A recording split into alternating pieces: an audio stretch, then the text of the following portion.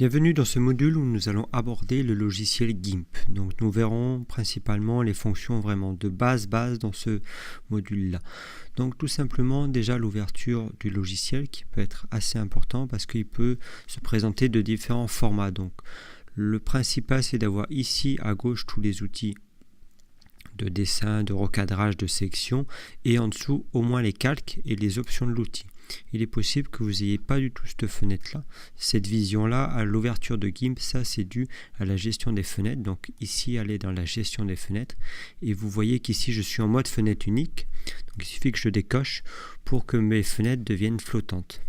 L'intérêt de ces fenêtres flottantes, c'est quand on a plusieurs écrans ou un écran très grand qui permet d'avoir les images vraiment où on veut et avoir les outils qu'on balade en fonction de l'image.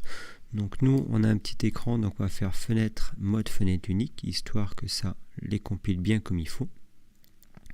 Il est possible qu'il vous manque aussi certaines fenêtres, sans faire attention, on peut être arrivé à les enlever. Ici, si je fais fermer l'onglet, j'aurai plus la fenêtre des calques, qui est une des fenêtres les plus importantes. Donc pour aller la rechercher, je vais tout simplement dans fenêtre, et je vais retourner dans fenêtre ancrable, et là j'aurai ma gestion des calques. Donc il est possible aussi que les fenêtres se mettent ici, donc ça c'est à les dispatcher en fonction de vos envies. Ici on a une grande espace de dessin, donc on va s'en servir pour envoyer notre première image. Donc on peut le faire en couper et coller pour la première image, mais sinon dans fichier, ouvrir, et on va sélectionner notre photo grâce à cette interface là. Donc une interface un peu moins sympa que la gestion de l'interface Windows, parce que là on n'a pas les miniatures, mais on a quand même l'aperçu de la photo. Donc là on veut passer là, nous on veut celle-ci, on voit l'aperçu, ouvrir.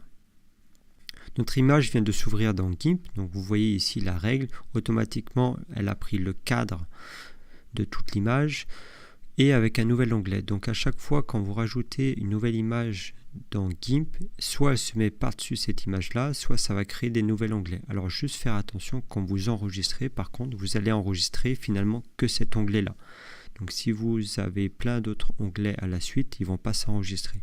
Là, on va redéfinir la zone, donc on va faire un zoom arrière. Donc soit on va ici pour faire le zoom arrière. Alors moi, je vous conseille de faire un contrôle, vous appuyez sur contrôle et la molette de la souris en arrière, qui vous permet aussi de faire des zooms avant ciblés. Donc si je veux exactement aller là, il suffit que je me recadre avec mon pointeur de la souris pour aller exactement à l'endroit où je veux. Donc prenez l'habitude de ce petit raccourci.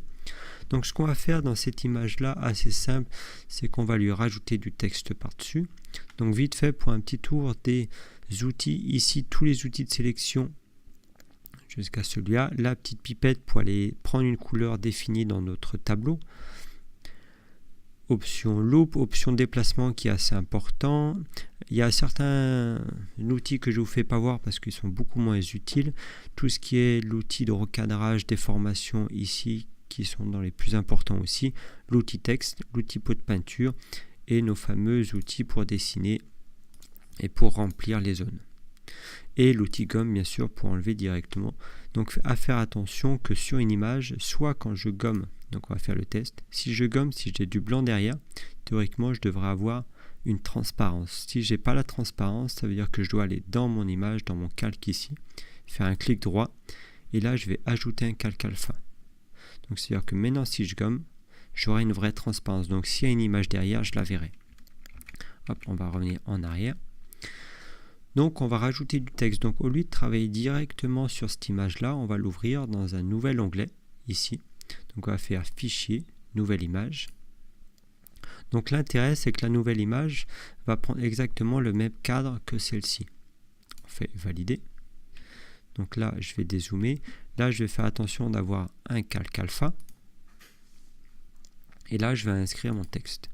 Donc là, mon but, c'est que mon texte prenne exactement toute la largeur de la photo. Et là, je vais inscrire New York. Donc bien sûr, pour redéfinir le texte, là, il suffit que je retourne dedans. Hop, là, je suis sorti. Je vais retourner dedans. Donc bien retourner avec l'outil texte et pas les autres outils. Sinon, vous pouvez ne pas arriver à changer la police de votre texte. Donc là, il suffit que je modifie pour être le maximum de mon image. Je vais le mettre en gras. Donc on voit les petits outils, les 2-3 petits outils dans ce petit éditeur là, sinon il faut aller juste ici, options d'outils, où là j'ai vraiment tous les outils de couleur, les outils justement, je veux le centrer ici, j'ai pas l'outil pour le centrer, c'est ici qu'il va falloir aller pour centrer mon texte. Nous avons notre texte à peu près à la bonne taille, nous avons les couleurs qui sont disposées. Par contre, nous, on va vouloir créer une espèce de transparence dans les lettres et avoir une couleur de fond dans le texte.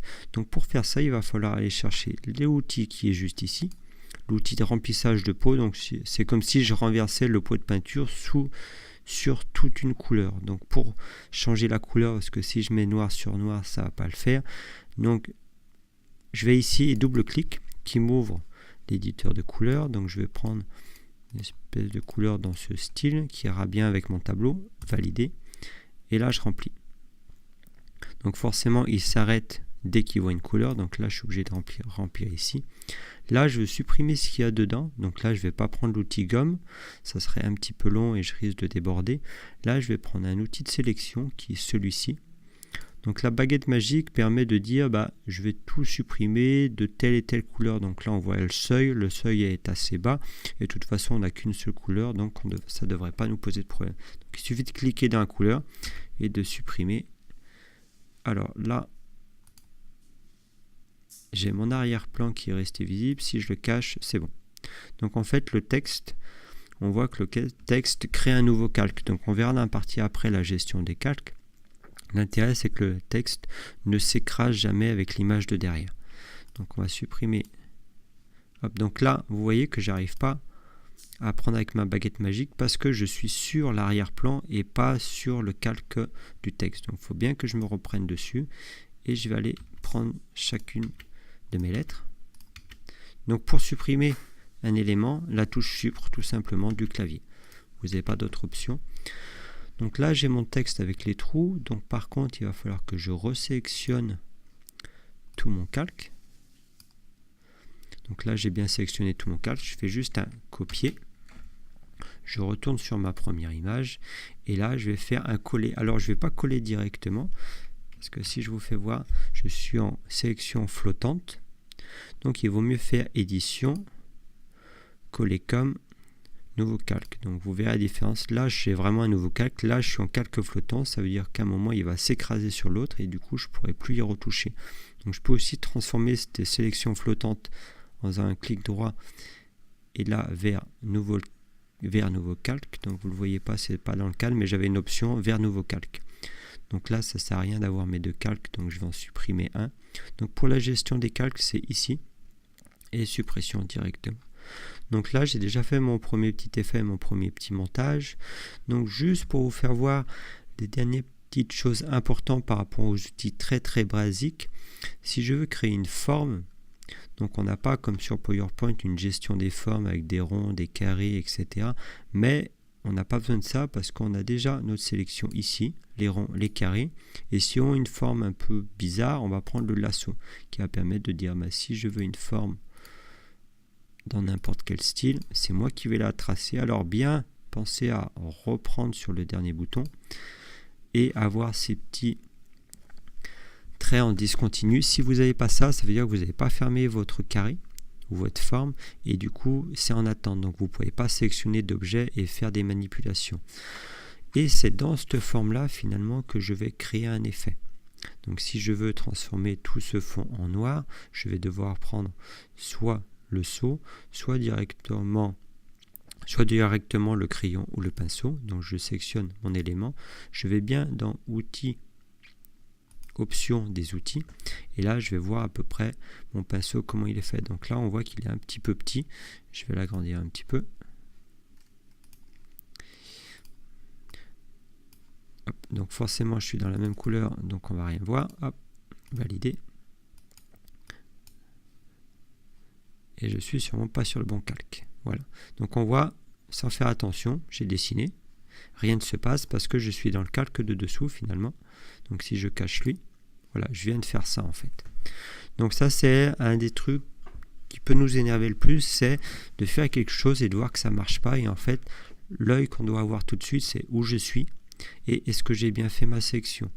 Si je suis là et si je me dis tiens, je veux juste mettre un petit effet là en rouge, j'ai beau dessiner, rien va se passer parce que j'ai fait ma section exactement à cet endroit-là. Donc là, si je sélectionne bien le calque et si je trace ici, voilà, j'aurai l'effet qui est ici. Donc juste au niveau des pinceaux, vous avez un grand choix au niveau des pinceaux pour donner différentes formes. Donc si vous voulez donner certains flous, etc., ce sera plus ces genres de pinceaux-là, de donner des effets un peu plus artistiques. Donc on a fini pour cette vidéo-là. Donc bien prendre en compte que tout se gère en fonction des calques et bien de faire attention d'avoir différents calques. On verra dans la vidéo suivante comment gérer justement tous ces calques-là. Et bien avoir toujours cette fenêtre, option des outils, regardez l'opacité, la taille de vos outils. Maintenant, je vous invite à passer aux exercices suivants et aux exercices vous présentant la gestion des calques.